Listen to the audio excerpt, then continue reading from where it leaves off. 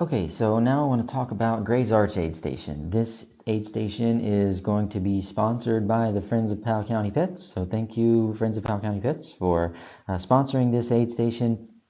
Gray's Arch Aid Station is the first aid station in the race. It is at about mile 5.5 for both distances, although they'll be showing up at different times. But it's along with Chimney Top, which is later in the race. Gray's Arch Aid Station here is probably the most complex aid station that we have during the race because one, you're getting both distances. 22K runners and 50K runners are coming to this aid station.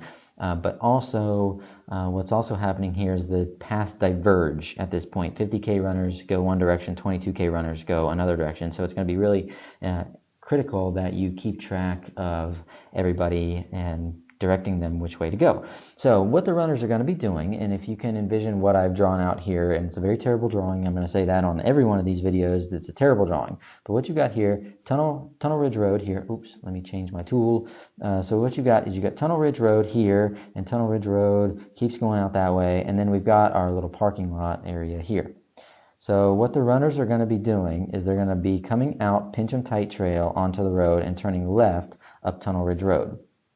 So when they come up, and they're going to come this way, I'm going to have a sign. We're going to have a sign here telling them to keep going that way. We don't want them going up this way. So we're going to have a sign there telling them to go that way. So they're going to come out Pincham Tight, and they're going to come on up the road this way, both 50K and 22K runners. But remember, 50K, they start at 7 a.m., the 22Kers start at 9 a.m. So you're going to get 50Kers first. They're going to come out Pincham Tight. They're going to come up the road. And I would like the aid station positioned here. There's this little area right here that is cut out, a little grassy area. There's plenty of room to put the tent, put the canopy and the tables. So you put the aid station here. And that will work really well because it's going to be very easy access for the runners. So as they come out Pincham Tight and come up this way, for 50K runners, they can easily get to the aid station. And then once they're there, then you can simply direct them what they're going to be doing. Oops. Let's zoom out. What is going on? Sorry. So once they get to the aid station there, and again, it's about mile 5.5, what they've got to do, the 50K runners then have to come and continue on out Tunnel Ridge Road. We do not want them going down Deboon Hut Trail. That's what this is. That's Deboon Hut right there. We don't want them going out that way the first time they come to the aid station. So let me move this back over here so you can see the whole thing. So again, they're going to be coming out Pincham Tight, up the trail. They can hit your aid station right here, get their food and water, and you need to make sure to direct them that way. They're going to run out to Oxear Ridge. They're going to do that loop, and then they're going to eventually come back, and the trail then goes down Deboon Hut. So what they have the opportunity to do is on their way back, they can come to your aid station and then go out Deboon Hut that way.